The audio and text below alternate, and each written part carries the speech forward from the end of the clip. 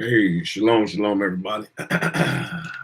Welcome back to Reading with Shilo. Welcome back to Reading with Shilo. We are here to get into the next chapter, chapter 3 of The Souls of Black Folks by W.E.B. Du Bois. We're going to see what he's talking about in chapter 3 and see what we can learn and grow from. In chapter 3, is there something that we can learn from Mr. Du Bois? Mr. or Doctor, I'm not sure. I'm not sure yet. I'm not sure just yet. But we're going to see. We are going to see. So far, so good. There's definitely a lot of information, especially in the last chapter on the Freedmen's Bureau, and what that a lot of people didn't like. Yeah, Emancipation Proclamation, stuff that a lot of people did not like. They did not like the methods that the Freedmen Bureau was putting into place. They really didn't have a good plan, and I don't think they still have a good plan. So we're going to get into chapter 3 of Mr. Booker T. Washington and others. From birth till death enslaved, in word, in deed, unmanned. Hereditary bondsmen, know ye not? Who would be free themselves must strike the blow. Byron. So at the beginning of each chapter, it has like a little, I guess, what would be a hymn or a song. So easily the most striking thing in the history of the American Negro since 1876 is the ascendancy of Mr. Booker T. Washington. It began at the time when war memories and ideals were rapidly passing. A day of astonishing commercial development was dawning. A sense of doubt and hesitation overtook the freedmen's sons. Then it was that his leading began. Mr. Washington came with a simple, definite program at the psychological moment when the nation was a little ashamed of having bestowed so much sentiment on Negroes and was concentrating its energies on dollars. His program of industrial education, conciliation of the South, and submission and silence as the civil and political rights was not wholly original. The free Negroes from 1830 up to wartime had striven to build industrial schools, and the American Missionary Association had from the first taught various trades. And Price, the others who sought a way of honorable alliance with the best of the Southerners. But Mr. Washington first indissolubly linked these things. Indissolubly linked these things. He put enthusiasm, unlimited energy, and perfect faith into this program and changed it from a bypath into a veritable way of life. And the tale of the methods by which he did this is a fascinating study of human life. It startled the nation to hear a Negro advocating such a program after many decades of bitter complaint. It startled and won the applause of the South. It interested and won the admiration of the North. And after the confused murmur of protest, it silenced if it did not pervert the Negroes themselves. To gain the sympathy and cooperation of the various elements comprising the white South was Mr. Washington's first task, and this, at the time Tuskegee was founded, seemed for a black man well nigh impossible. And yet, 10 years later, it was done in the words spoken at Atlanta. In all things purely social, we can be as separate as the five fingers, and yet one as a hand in all things essential to mutual progress. This Atlanta Compromise is by all odds the most notable thing in Mr. Washington's career. The South interpreted it in different ways. The radicals received it as a complete a complete surrender of the demand for civil and political equality. The conservatives as a generously conceived working basis for mutual understanding. So both approved it. And today, its author is certainly the most distinguished Southerner since Jefferson Davis, and the one who the largest personnel following, with the largest personnel following. Next to this achievement comes Mr. Washington's work in gaining place and consideration in the North. Others, less shrewd and tactful, had formerly essayed to sit on these two stools and had fallen between them. But as Mr. Washington knew the heart of the South from birth and training, so by singular insight he intuitively grasped the spirit of the age which was dominating the North. And so thoroughly did he learn the speech and thought of triumphant commercialism and the ideals of material prosperity, that the picture of the lone black boy poring over the French grammar amid the weeds and dirt of the neglecting home soon seemed to him to the acme of absurdities. One wonders what Socrates and St. Francis of Assisi would say to this. And yet, this very singleness of vision and thorough oneness with one's age, with his age, is a mark of successful man. It is as though nature must needs make men narrow in order to give them force. So Mr. Washington's cult has gained unquestioning followers. His work has wonderfully prospered. His friends are legion, and his enemies are confounded. Today he stands as the one recognized spokesman of his 10 million fellows, and one of the most notable figures in a nation of 70 millions. One hesitates, therefore, to criticize a life which, beginning with so little, has done so much, and yet the time is come when one may speak in all sincerity and utter courtesy of the mistakes and shortcomings of Mr. Washington's career, as well as his triumphs, without being thought capacious, without being thought captious or envious, and without forgetting that it is easier to do ill than well in the world. The criticism that has hitherto met Mr. Washington has not always been of his broad character. In the South, especially, has he had to walk warily to avoid the harshest judgments, and naturally so, for he is dealing with the one subject of deepest sensitiveness to that section. Twice, once, when the Chicago celebration of the Spanish American War, he alluded to the color prejudice that is eating away the vitals of the South, And once when he dined with President Roosevelt. He has the resulting Southern criticism been violent enough to threaten seriously his popularity. In the North, the feeling has several times forced itself into words that Mr. Washington's counsel of submission overlooked certain elements of true manhood, and that his education program was unsuccessfully narrow. Usually, however, such criticism has not found open expression, although to the spiritual sons of the abolitionists have not been prepared to acknowledge that the schools founded before Tuskegee by men of broad ideals and self-sacrificing spirit were wholly failures or worthy of ridicule. While then, criticism has not failed to follow Mr. Washington, yet the prevailing public opinion of the land has been but too willing to deliver the solution of a wearisome problem into his hands and say, if that is all you and your race ask for, take it.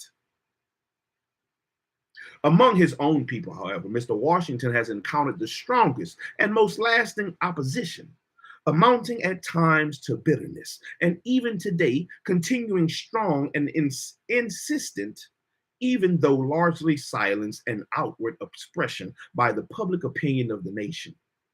Some of this opposition is, of course, mere envy, the disappointment of displaced demagogues, and the spite and the spite of narrow minds. But aside from this, there is among educated and thoughtful colored men in all parts of the land a feeling of deep regret, sorrow, and apprehension at the wide currency and ascendancy which some of Mr. Washington's theories have gained. These same men admire his sincerity of purpose and are willing to forgive much to honest endeavor, which is doing something worth the doing. They cooperate with Mr. Washington as far as they conscientiously, there we go, can.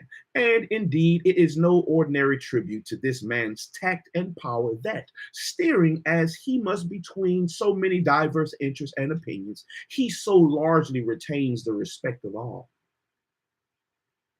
But the hushing of the criticism of honest opponents is a dangerous thing. It needs some of the best of the cities to unfortunate silence and paralyzes of effort. The others to burst into speech so passionately and enter in excuse me, my bad, intemperately as to lose listeners. Honest and earnest criticism from those whose interests are mostly nearly touched, criticism of writers by readers, the government by those governed, the leaders by those led. This is the soul of democracy and the safeguard of modern society. If the best of American Negroes receive by outer pressure a leader whom they have not recognized before, manifestly, hey baby, manifestly, my daughter made me mess up, made me lose my place. There we go. Manifestly, there is here a certain palpable gain. Yet there is also irreparable loss, a loss of that peculiar valuable education which a group receives when by search and criticism it finds the commission and commissions its own leaders. The way in which this is done is at once the most elementary and the nicest problem of social growth.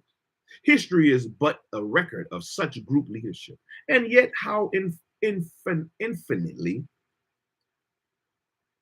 changeful is its type and character. And of all types and kinds, what kind or what can be more instructive than the leadership of a group within a group?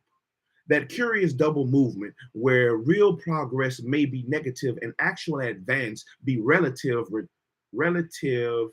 retrogression. I almost couldn't say that word. Relative retrogression. Going backwards. Relative retrogression. All this is the social student's inspiration and despair. Now, in the past, the American Negro has had instructive experience in the choosing of group leaders, founding thus a peculiar dynasty, which, in the light of present conditions, is worthwhile studying. When sticks and stones and beasts form the sole environment of a people, their attitude is largely one of determined opposition to and conquest of natural forces. But when the earth and brute is added an environment of men and ideas, then the attitude of the imprisoned group may take three main forms: a feeling of revolt and revenge, an attempt to adjust all thought and action to the will of the greater group, or finally, a determined effort at self realization and self development despite environing opinion. The influence of all these attitudes at various times can be traced in the history of the American Negro and in the evolution of his successive leaders. Before 1750, while the first of the American freedmen should still burned in the veins of the slaves, there was in all leadership or attempted leadership but the one motive of revolt and revenge, typified in the terrible Maroons, the Danish blacks, and Cutto of Stono, and veiling of all the Americas the fear of the insurrection.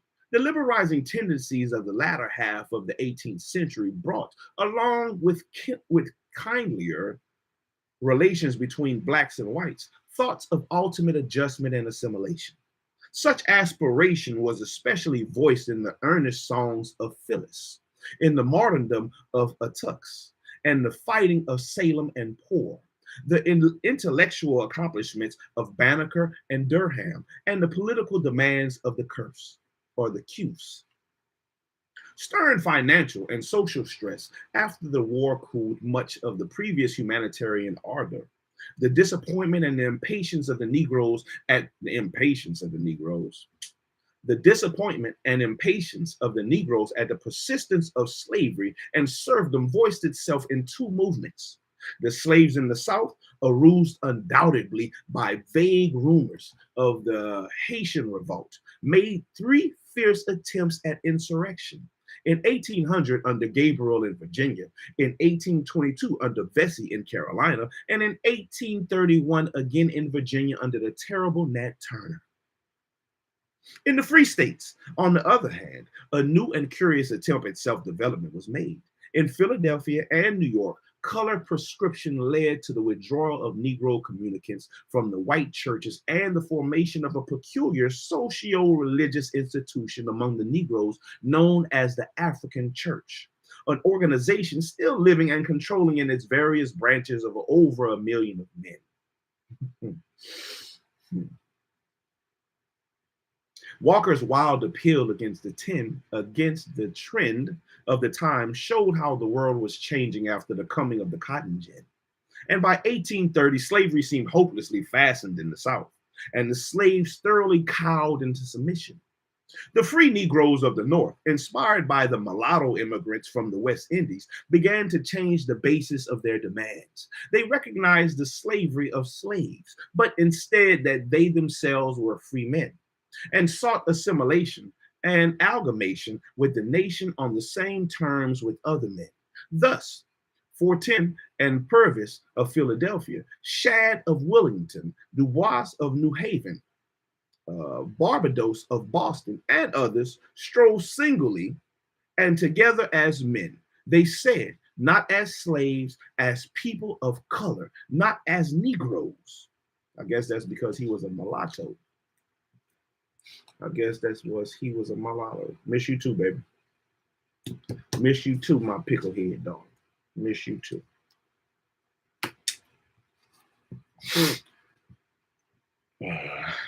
I think that's because he was a mulatto.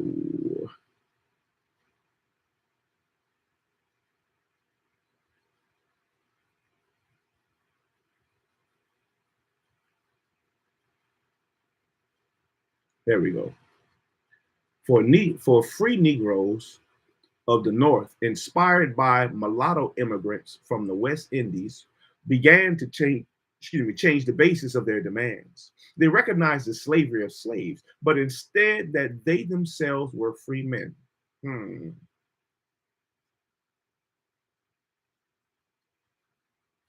And sought the assimilation and amalgamation with the nation on the same terms with the other men. To me, that makes me think that they still wanted slavery. They recognized slavery of slaves, but because they was free men, I bet they believed they could have slaves too. Thus, Fortin and Purvis of Philadelphia, Shad of Wellington, Du Bois of New Haven, Barbados of Boston, and others strove singly and together as men, they said, not slaves, as people of color, not as Negroes. The trend of the times, however, refused them recognition save an individual. In exceptional cases, considered them as one with all the despised blacks, and they soon found themselves striving to keep even the rights they formerly had of voting and working and moving as free men. Schemes of migration and colonization arose among them, but these they refused to entertain, and they eventually turned to the abolition movement as a final refuge. Here, led by Raymond, Nell, Wells Brown, and Douglass, a new period of self-assertion and self-development dawned. To be sure, ultimate freedom and assimilation was the ideal before the leaders, but the assertion of the manhood rights of the Negro by himself was the main reliance, and John Brown's raid was the extreme of its logic. After the War and Emancipation, the great form of Frederick Douglass, the greatest of American Negro leaders, still led the host. Self-assertion, especially in political lines, was the main program, and behind Douglas came Eliot, Bruce, and Langston, and the Reconstruction politicians, and the less conspicuous but of greater social significance, Alexander Cromwell and Bishop Daniel Payne. Then came the Revolution of 1876, the suppression of the Negro votes, the changing and shifting of ideals, and the seeking of new lights in the great night. Douglas, in his old age, still bravely stood for the ideals of his early manhood, ultimate assimilation through self-assertion, and on no other terms. For a time, Price arose as a new leader, destined, and it seemed, not to give up, but to reinstate the old ideals in a form less repugnant to the white South. But he passed away in his prime. Then came the new leader. Nearly all the former ones had become leaders by the silent suffrage of their fellows. He sought to lead their own people alone. He had sought to lead their own people alone, and were usually, save Douglas, little known outside their race. But Booker T. Washington arose as essentially the leader not of one race, but of two, a compromiser between the South, the North, and the Negro. Naturally, the Negroes resented, at first bitterly, signs of compromise which surrendered their civil and political rights, even though this was to be exchanged for larger chances of economic development. The rich and dominating North, however, was not only weary of the race problem, but was investing largely in Southern enterprises and welcomed any method of peaceful cooperation. Thus, by national opinion, the Negroes began to recognize Mr. Washington's leadership, and the voice of criticism was hushed. Mr. Washington represents in Negro thought the old attitude of adjustment and submission. But adjustment at such a peculiar time as to make his program unique. This is an age of unusual economic development. And Mr. Washington's program naturally takes an economic cast, becoming a gospel of work and money to such an extent as apparently almost completely to overshadow the higher aims of life. Moreover, this is an age when the more advanced races are coming in closer contact with the less developed races, and the race feeling is therefore intensified. And Mr. Washington's program practically accepts the alleged inferiority of the Negro races. Again, in our own land, the reaction from the sentiment of wartime has given the race impetus has given impetus to race prejudice against Negroes. And Mr. Washington withdraws many of the high demands of Negroes as men and American citizens. In others has been called forth, in other periods of intensified prejudice, all the Negroes' tendency to self-assertion has been called forth. At this period, a policy of submission is advocated. In the history of nearly all of the races and peoples, the doctrine preached at such crisis has been that mainly self-respect is worth more than lands and houses, and that a people who voluntarily surrender such respect or ceases striving for it are not worth civilizing. In answers to this, it has been claimed that the Negro can survive only through submission. Mr. Washington distinctly asks that Black people give up, at least for the present, three things. First, political power. Second, insistence on civil rights. And third, higher education of Negro youth, and concentrate all their energies on industrial education and acclimation of wealth and the conciliation of the South. This policy has been courageously and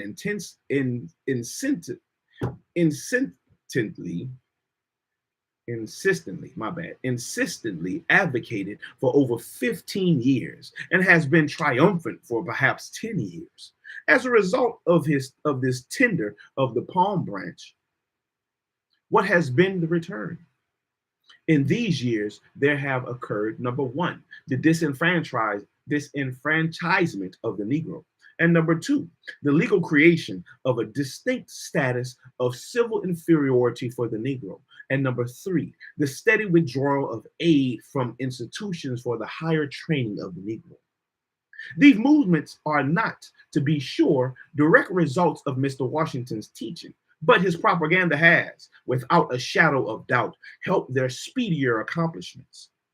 The question then comes, is it possible and probable that 9 millions of men can make effective progress in economic lines if they are deprived of political rights, made a progress in political rights, made a servile caste, and allowed only the most meager chance for developing their exceptional men?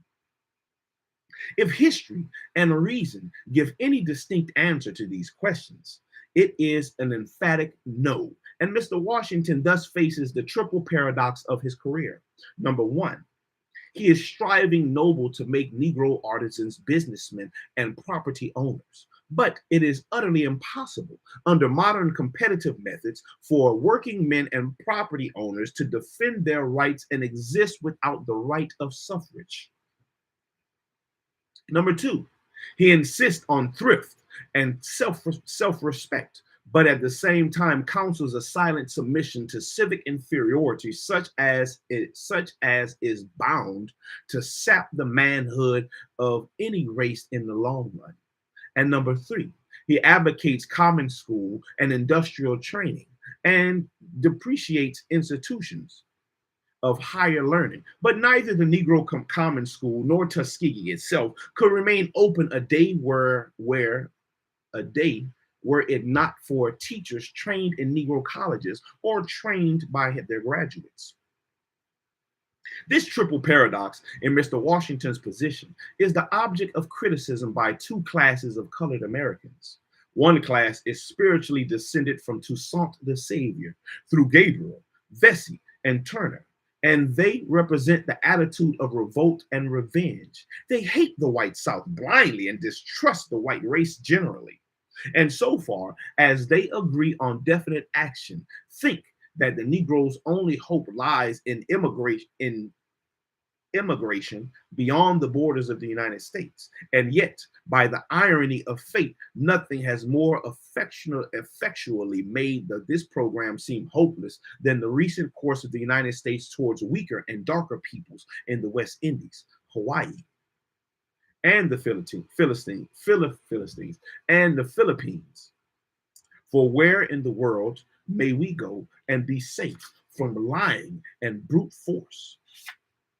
The other class of Negroes who cannot agree with Mr. Washington has hitherto said little aloud. They depreciate the sight of scattered councils, of internal disagreement, and especially they dislike making their just criticism of a useful and earnest man an excuse for a general discharge of venom for small-minded opponents. Nevertheless, the question involved are so fundamental and serious that it is difficult to see how men like the Greeks, Grimks, Kelly Miller, J.W.E. Bowen, and other representatives of this group can much longer be silent. Such men feel in conscience bound to ask of this nation three things. Number one, the right to vote. Number two, civil equality. And number three, the education of youth according to ability. They acknowledge Mr. Washington's invaluable service of counseling, patience, and courtesy in such demands. They do not ask that ignorant black men vote when ignorant whites are debarred, or that any reasonable restrictions in the suffrage should not be applied. They know that the low social level of the mass of the race is responsible for much discrimination against it. But they also know, and the nation knows, that relentless color prejudice is more often the cause than a result of the Negro's degradation. They seek the abandonment of the relic of barbarism and not its systematic encouragement of pampering by all agencies of social power, from the Associated Press to the Church of Christ. They advocate with Mr. Washington a broad system of Negro common schools supplemented by thorough industrial training, but they are surprised that a man of Mr. Washington's insight cannot see that no such education system ever has rested or can rest on any other basis than that of the well-equipped college and university. And they insist that there is a demand for a few such institutions throughout the South to train the best of the Negro youth as teachers, professional men, and leaders. This group of men honor Mr. Washington for his attitude and conciliation toward the white South. They accept the Atlanta Compromise in its broadest interpretation. They recognize with him many signs of promise, many men of high purpose and a fair judgment. In this section, they know that no easy task has been laid upon a region altogether tottering under heavy burdens. But nevertheless, they insist that the way to truth and right lies in straightforward honesty, not in indiscriminate flattery, in praising those of the South who do well and criticizing uncompromisingly those who do ill, in taking advantage of the opportunities at hand and urging their fellows to do the same, but at the same time in remembering that only a firm adherence to their higher ideals and aspirations will ever keep those ideals within the realm of possibility. They do not accept that the free right to vote, to enjoy civic rights, and to be educated will come in a moment. They do not accept to see the bias and prejudices of years disappear at the blast of a trumpet, but they are absolutely certain that the way for a people to gain their reasonable rights is not by voluntarily throwing them away and insisting that they do not want them. That the way of the people to gain respect is not by continually belittling and ridiculing themselves. That, on the contrary, Negroes must assist continually. Negroes must insist continually in season and out of season, that voting is necessary to modern manhood, that color discrimination is barbarism, and that Black boys need education as well as white boys. In failing thus, the state plainly and unequivocally the legitimate demands of their people, even at the cost of opposing an honored leader, and the thinking classes of American Negroes would shirk a heavy responsibility, a responsibility to themselves, a responsibility to the struggling masses, a responsibility to the darker races of men whose future depends so largely on this American experiment, but especially a responsibility to this nation, this common fatherland. It is wrong to encourage a man or a people in evil doing. It is wrong to aid and abet a national crime simply because it is unpopular not to do so. The growing spirit of kindliness and reconciliation between the North and South are the frightful differences of a generation ago ought to be a source of deep congratulation to all, and especially to those whose mistreatment caused the war. But if the reconciliation is to be marked by the industrial slavery, the civic debt of those same Black men, with permanent legislation into the position of inferiority, then those Black men, if they are really men, are called upon by every consideration of patriotism and loyalty to oppose such a course by all civilized methods, even though such opposition involves disagreement with Mr. Booker T. Washington. Shalom, shalom. We have no right to sit silently by while the inevitable seeds are sown for a harvest of disaster to our children, Black and white. First, it is the duty of Black men to judge the South discriminately. The present generation of Southerners are not responsible for the past, and they should not be blindly hated and blamed for it.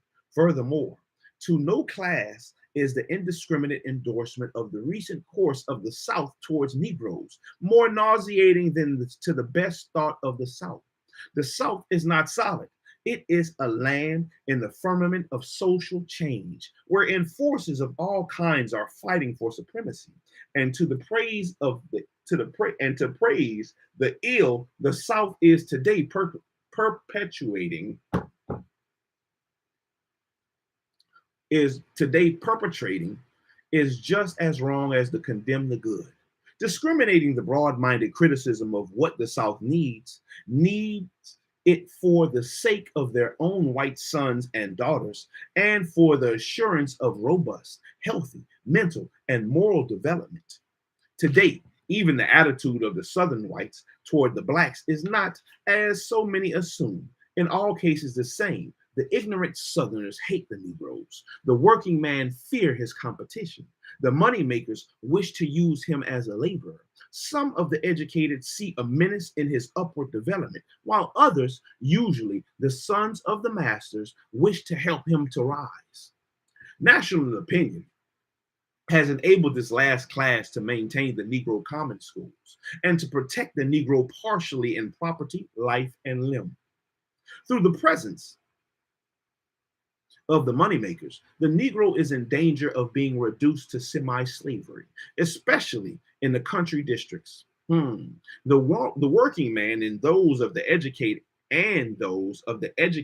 who fear the Negro have united to disenfranchise him, and some have urged his deportation, while the passions of the ignorant are easily aroused to lynch and abuse any black man.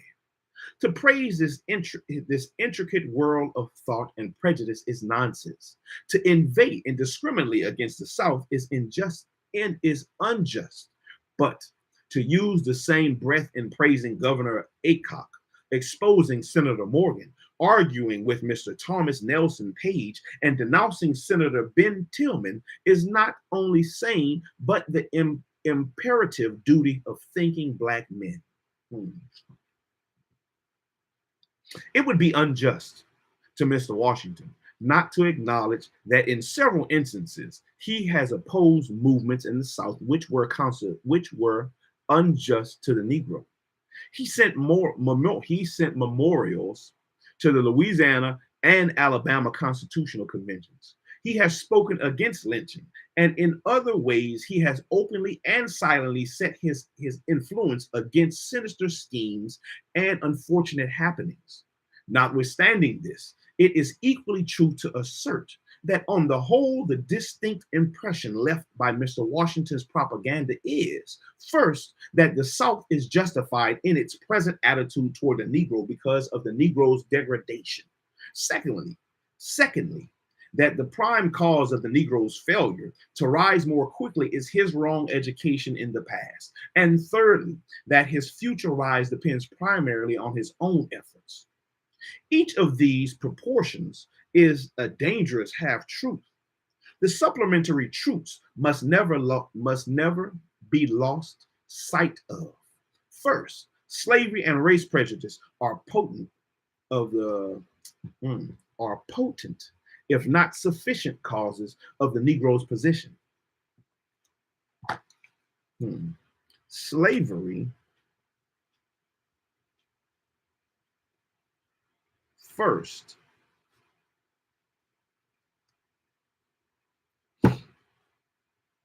My bad. I'm trying to find. There we go. First, that the South is justified in its present attitude towards the Negro because the Negro's degradation. Oh, that's not where I was.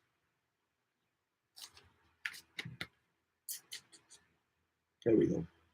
The supplementary truths must never be lost sight of.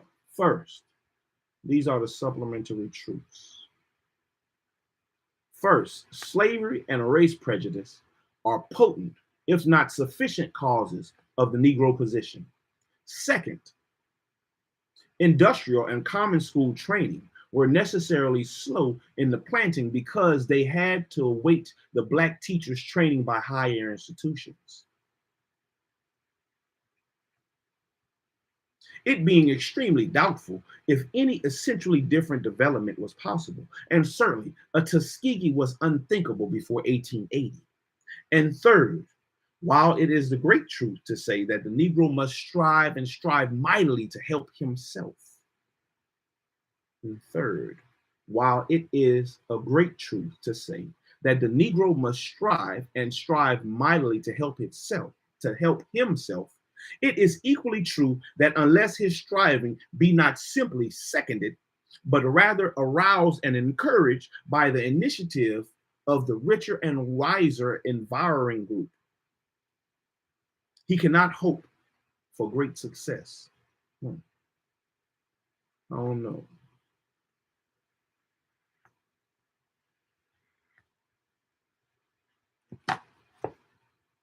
In his failure to realize and impress the last point, Mr. Washington is especially to be criticized. His doctrine has tended to make the whites, North and South, shift the burden of the Negro problem to the Negro's shoulders and stand aside as critical and rather pessimistic spectators, when in fact the burden belongs to the nation, and the hands of none of us are clean if we bend not our energies to the righting these great wrongs. The South ought not to be led. The South ought to be led by candid and honest criticism, to assert her better self and to do her full duty to the race she has cruelly wronged and is still wronging. The North, her co-partner in guilt, cannot salve her conscience by plastering it with gold. We cannot settle this problem by diplomacy or savviness, by policy alone. If worse come to worse, can the moral fiber of this country survive the slow throttling and murder of 9 millions of men? The Black men of America have a duty to perform, a duty stern and delicate, a forward movement to oppose a part of the work of their greatest leader. So far as Mr. Washington preaches thrift, patience, and industrial training for the masses, we must hold up his hands and strive with him, rejoicing in his honors and glorying in the strength of this Joshua, called of God and of man to lead the headless host. But so far as Mr. Washington apologizes for injustice, North or South, does not rightly value the privilege and duty of voting, belittles the emasculating efforts of caste distinctions, and opposes the higher training and ambition of our brighter minds. So far as he, the South, and or the nation does this, we must unceasingly and firmly oppose them. By every civilized and peaceful method, we must strive for the rights which the world accords to men, clinging unwaveringly to those great words which the sons of the fathers would fain forget. We hold these truths to be self-evident, that all men are created equal, that they are endowed by their creator with certain unalienable rights, that among these are life, liberty, and the pursuit of happiness. And that was chapter 3. Chapter 3 of The Souls of Black Folk by Mr. W.E.B. Du Bois. There's some stuff in there. Stuff like this really, even though I'm reading through this, things like this need to really be studied. So their words really can be broken down. So you can really see exactly what they're saying. Even though I hear what they're saying, like some of the things of the higher learning, the common schools, the industrial education, I believe we need all that.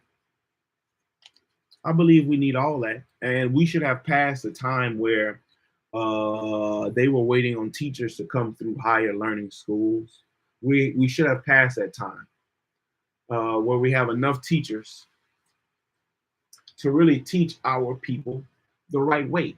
But when they're stuck being submissive to the education that is given to them, or the when I say education, I mean the same old manuscripts, the taking out of certain parts of history, the leaving out of certain parts of history purposely, and they know which parts it is. When they see the changes in these books and the way the education system is going, the way that it is set up to be pretty much a prison pipeline system, or a workers system, a system that makes workers. It is time for some of the teachers to take the step or the leap of faith to try to change that.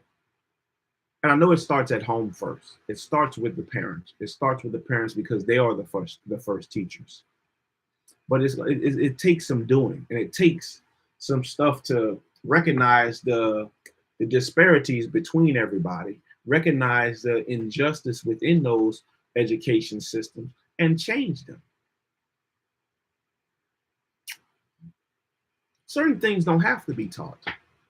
You know, if certain things don't have to be taught, and certain things are a must to be taught. We can see now that the way our children are taught, is it really helping us? Has it really helped us?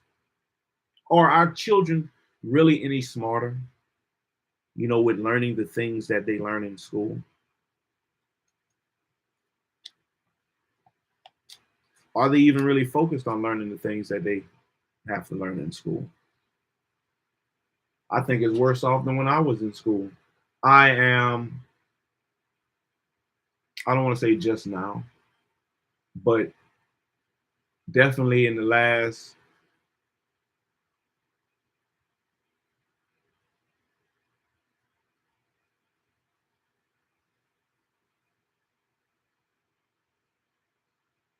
maybe 7, 8 years, have I mentally and physically, made more of an effort to learn things on my own. And by me making the effort, I see the growth in the things that I know, the growth in the things that uh, uh, I'm able to block out, because I don't allow those things to bombard my mind, or I don't bombard myself with those things to be taught those things. I definitely am seeking industrial education. I guess that would speak. I guess that's what carpentry will go into. But it's more so to learn to do things for myself. More so to learn to do things for myself. To have a trade that I can always have under my belt, which I already have, such as barbering, but definitely carpentry. The thought is, how can I fix my own stuff? I don't want to have to pay somebody else to do things that I should know and can do myself. And then that's something also I can teach to my sons, to all my children, if they want to learn. Now, I'm focusing more on the reading, to pick up my reading skills, to pick up my what's the word? What's the word? Comprehension skills, and even the way that I do read. Just the being able to not stumble over words, being able to pronunciate words correctly when I see them, or when I'm reading through them. Definitely within the last 3 years, I've been doing that, and I definitely see a difference. I definitely see a difference. I definitely notice the difference on the amount. Yes, sir, I'm done. I definitely notice. Back in the front, sons. Back in the front. Matter of fact, we'll get in the bed. Definitely see the difference in being able to flow through books, and the fact that I'm actually reading. And in 2022, 2021, and 2022, man, I would say uh, I have definitely read a handful. I've definitely read a lot of books, a lot more books than I have ever read. I say ever read, but a lot more books than I would have read on my own. A lot more books than I would have read on my own. I've never really had the want to read. I used to hate to read. And not to say that I don't find myself in a slump when it comes to reading, because I do. But it is definitely easier. It is definitely easier, and especially since I have my sons who listen to me read a lot. It is definitely easier for me to read and for me to pick up something to read. And every book that I finish puts a notch on my belt and, a little pride to be able to say that I have read it. Over the years, I've collected these books plus more and have always wanted to be able to say that I have at least read all these books once, at least. And it is definitely getting to that point. Definitely getting to that point, and definitely would be an achievement for myself. I think it would be an achievement for anybody. But uh, if you want to learn more, sometimes you got to put it upon yourself to get your ass up and do it. Get your ass up and learn. Take the initiative. Be proactive. Just some. I know it's better sometimes to have a teacher there, but sometimes you can't wait on a teacher. Sometimes you have to be your own teacher.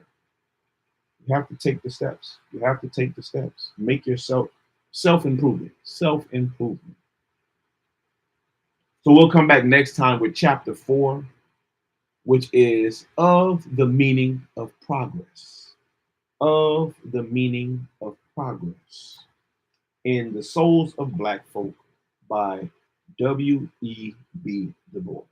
Now, I don't know who has read this. This is my first time reading this book. So I do stumble over some words. Oh, the words are so small for me, man. Oh, man. They are so small.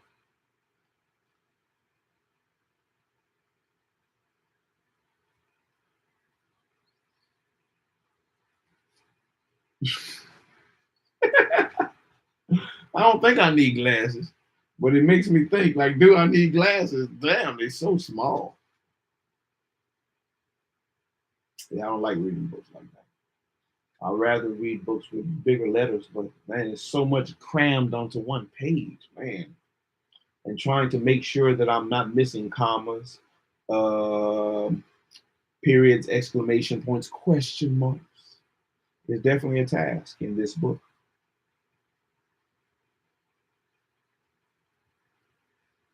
13. How many chapters does this book have?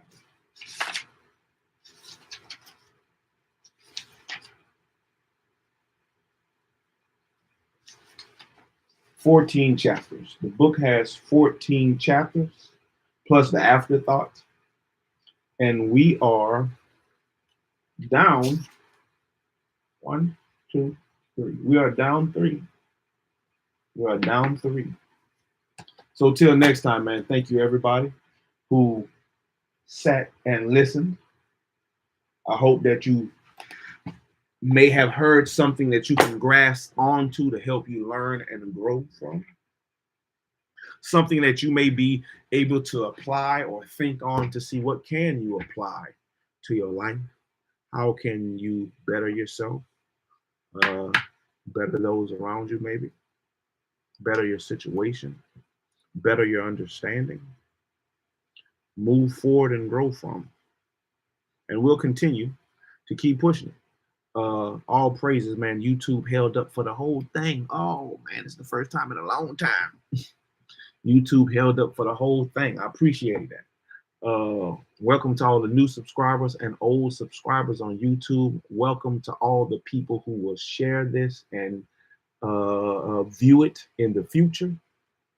And hopefully you'll be back to hear the other ones. And hopefully we can have continual streaming without any distractions or dispersions of the stream to be able to get the whole picture of what's being read. But with that, man, I hope y'all have a wonderful night. Shalom, shalom, everybody. And until next time, Shilo out. Shilo is out.